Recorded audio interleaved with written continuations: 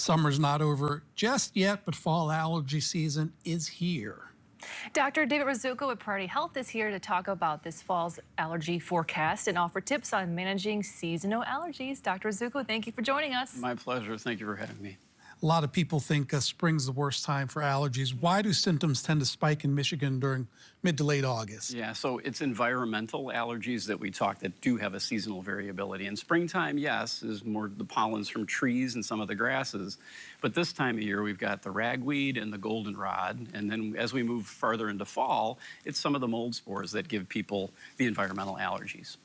So I was talking to someone today, and he sounded pretty bad. He's dealing with allergies right now. It sounded like a bad cold, right? Oh, sure. Those symptoms can look very similar, but how can people tell a difference, Dr. Yeah, so the Rizzuko? allergy symptoms are really going to be oftentimes related to an exposure, so usually a little bit more sudden onset. You think about like a cat allergy, right? I come in contact with a cat, or I go out and I breathe some of those spores, and now I have an immediate type of a symptom.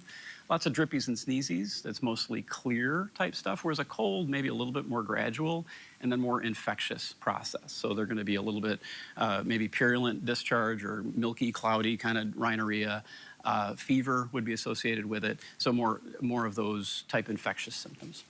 What are the most effective ways to manage allergies and find relief? Yeah, so when we're talking about environmental allergies, it's the exposure avoidance. So when you think about pollens and things that we're ingesting from just breathing it in, it's trying to do what we can to mitigate some of those environmental exposures. So think about checking the air quality index or your allergy pollen counts for the season.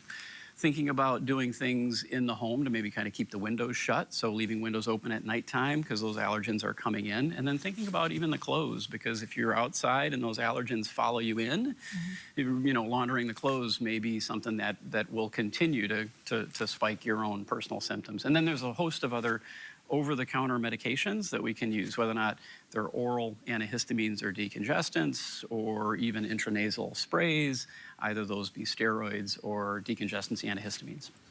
Dr. Rizzuko, anything else, anything in particular, though, people can be doing right now to prepare as we head into the fall season? Yes, so just kind of understanding their own personal risks and those things that may be some triggers. And then if you are developing symptoms, you know, seek care. So don't be hesitant to see a provider. I probably should mention one thing about some of those nasal sprays and the potential for them causing a rebound nasal congestion. So read the labels on anything that you are going to be using over the counter or otherwise. And if you're not sure, contact your doctor or your pediatrician about what might be right for you or your child. Any other advice you would give for people who have trouble, particularly this time of year? Yeah, so we talk about exposure avoidance, but that doesn't mean that we shouldn't go out and enjoy the outdoors, right? So we want to kind of balance, you know, getting out and getting good activity and staying healthy and exercising, and do some of those other things to kind of mitigate some of the allergy symptoms. Yeah, my husband's out there mowing the lawn. He puts a mask on. It really helps. And that, again, is just exposure avoidance, kind of the same recommendation about using a HEPA filter in the home, or, you know, kind of laundering the clothes when you're finished. All right, Dr. David Rizzuko of Priority Health, thanks so much for coming on. Appreciate those tips.